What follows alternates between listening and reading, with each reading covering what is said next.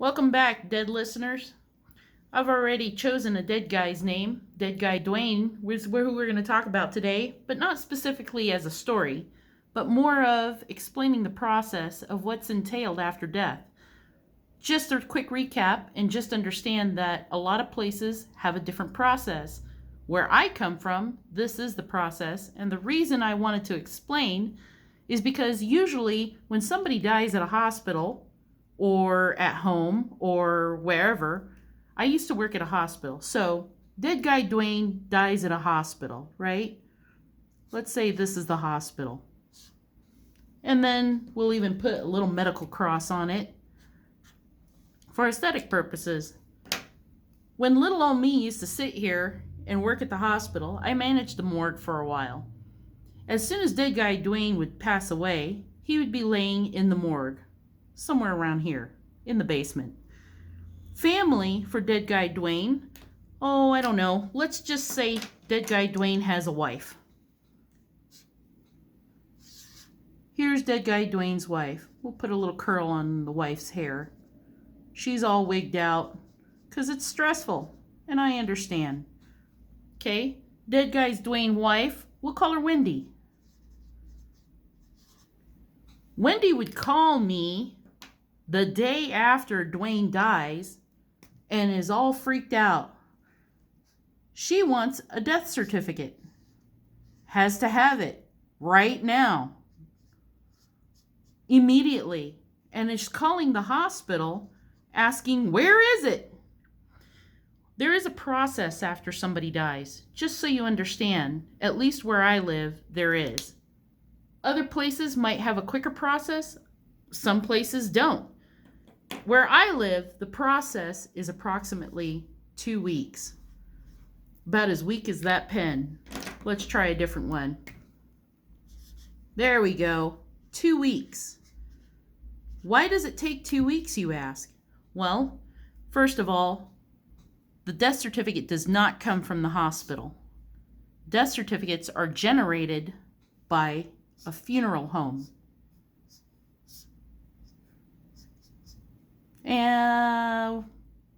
Funeral home. FH. Funeral home generates the death certificate here. They do that by sending information about dead guy Dwayne over to our county health department.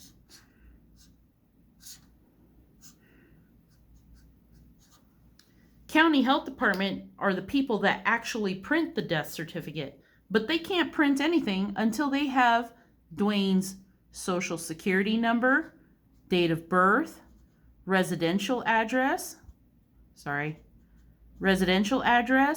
and other information that identify Dwayne as the dead guy. Just in case some other Dwayne somewhere with the same last name dies or is alive, we don't register him as dead. So in order to obtain all this information, the funeral home needs to sit down with next of kin, which is usually Wendy. And then they obtain all this information from Wendy and type it up into a website for the health department. Now, usually you ask, that doesn't clear up what the first step is after somebody dies. Okay, step number 1, choose a funeral home. You choose a funeral home, and you have to sit down and make arrangements because the hospital is not the place that does cremation. The hospital is not the place that does burial. The funeral homes do that. Or the cemetery working hand in hand. Some funeral homes are a cemetery, but not all cemeteries are funeral homes. So you have to sit down, Wendy has to sit down with the funeral home, provide this information, arrange for what she wants to do with Dwayne, whether it's cremation or burial, and then obviously she will have to pay. Once she provides the essential information to the funeral home about Dwayne, the funeral home types it up into a website for the health department. On the other side of things, over here at the hospital, is a doctor. I don't know what that's supposed to be. A doctor will put a little eye thing, whatever. This is a doctor. The doctor is supposed to fill in the cause of death for Dwayne. He can't do that until there is a record generated by the funeral home at the health department's website. This doctor will go to the health department's website later and fill in Dwayne's cause of death and sign an electronic death record. When the doctor signs the electronic death record and the funeral home provides all this information, it is then on the health department to evaluate, cross-reference the social security number, make sure all the spelling of everything is right, the date of birth lines up with the birth records, and the residential address is registered in that county correctly. And if everything looks correct, then the health department sends the funeral home a permit. Now, this permit for the funeral home is the golden ticket. Why? Because we need the permit in order to move forward with ordering that death certificate and then moving forward with burial or cremation. Remember, you need a permit usually in your state or county in order to put additions on your house, learn how to drive, learn how to fly. You need a permit from your county or state to pretty much do anything. And this includes cremation and burial for a human body. So, once you get a permit, this process here could take between 2 to 5 days. 2 to 5 days from the day that Dwayne died. So, second step, after you get a permit, then you can purchase death certificates and move forward with cremation or burial. But remember, Dwayne's not the only guy that has died. There are people, depending on the area that you live in, there might be dozens of people who have died in that same county.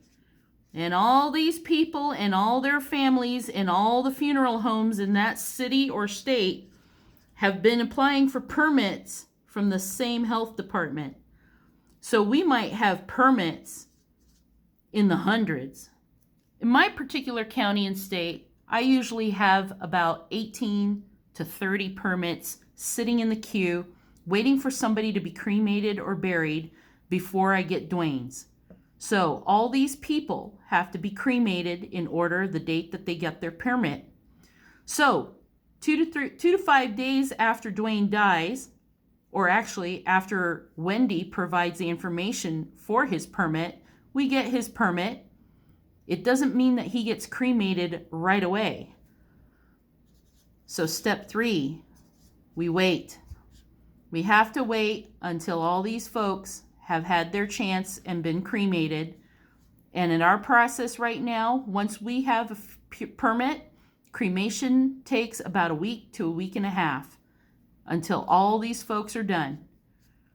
And then it's Wayne's turn. Wayne gets put to rest. The cremation process itself, if you don't know, for a full-size adult can take between 2, if you're lucky, to 6 hours. And once that's done, those ashes need to cool down. And once the ashes are cooled down, they need to be processed. What's processed, you say? Well, when somebody is cremated, not all the human parts turn to dust. Fragments and certain parts of bones don't actually turn to dust, and they have to be put into a machine which grinds it up into dust. We do that just in case the family decides to scatter the ashes and they don't get a shock when a femur falls out or half a skull. It can be traumatizing. So, once Dwayne is actually cremated, the funeral home doesn't actually receive his ashes for probably a day, maybe 2. Just depends on how many people we have going on. Once cremation is done and we receive ashes, we usually get the death certificate with that permit only a day or two after we get the permit. So death certificates should be ready and ashes will be ready.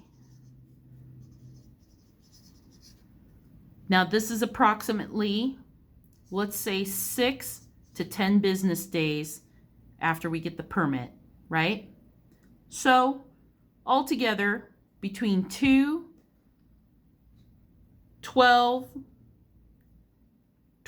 at the most is about 2 weeks from when Wendy comes in and does the arrangements.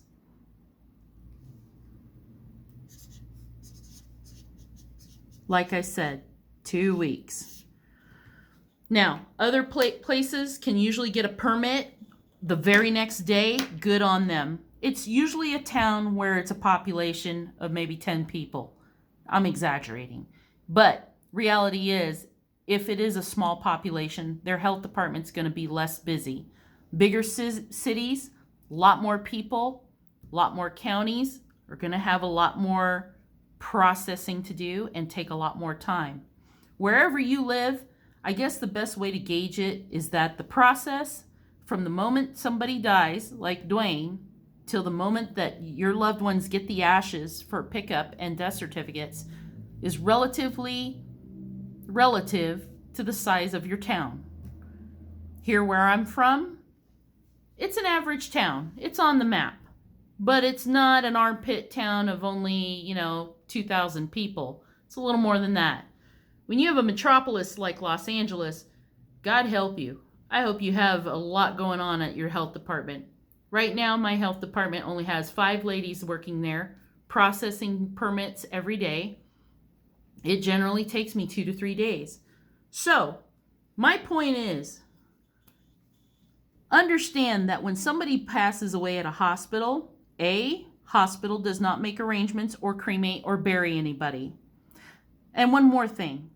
When you have a permit, if you're not doing cremation and you're doing burial, remember that the funeral home is not the cemetery. They do not order the headstones unless they are affiliated with their own cemetery. So, generally, the funeral home will have to embalm the body, prepare it, and arrange transportation to a cemetery in order to do burial. Remember that the costs for all of this is separate from the cost to actually bury somebody, unless they're a veteran. I have noticed that the veteran cemetery will always do burial and interments for free for the veteran. Now, it does cost, if Wendy were to die and she wanted to be placed at the veteran cemetery with Dwayne, say Dwayne is a military guy, right? It would cost money for Wendy to be placed there with him, but not Dwayne. He's earned that right to be placed at the cemetery.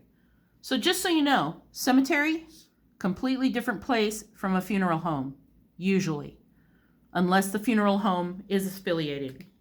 So 2 weeks, guys. There's a lot that's going on. There's a lot that has to be done. Most states, well, I want to say every state, is all dependent on that permit, the golden ticket. So remember, funeral home's not going to know any of this information right out of their, they can't pull it out of their ass. So you're going to have to sit down with them, pay them, provide them, and wait. Nobody likes that process there, but it's part of the process. I hope this was as enlightening to you guys as it was for me.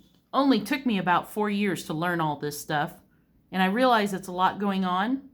Bottom line is, if you have a loved one that dies at a hospital, don't call the hospital the very next morning and demand a death certificate, because I guarantee you're just going to get a bad attitude. It gets so old to keep telling people that they don't have death certificates there. Well, is he cremated yet? No, we don't cremate. We try to keep people alive. Well, what am I supposed to do? Just ask the questions. Be nice. Because the hospital, they're not the ones you're looking at to do all of this over here. All right, guys. Live your life to the fullest. I hope this is enlightening. And be careful out there, because we don't want you to turn out like Dwayne. And if you did, your family's in for a long wait before they get your ashes or get you buried. Take care of yourselves.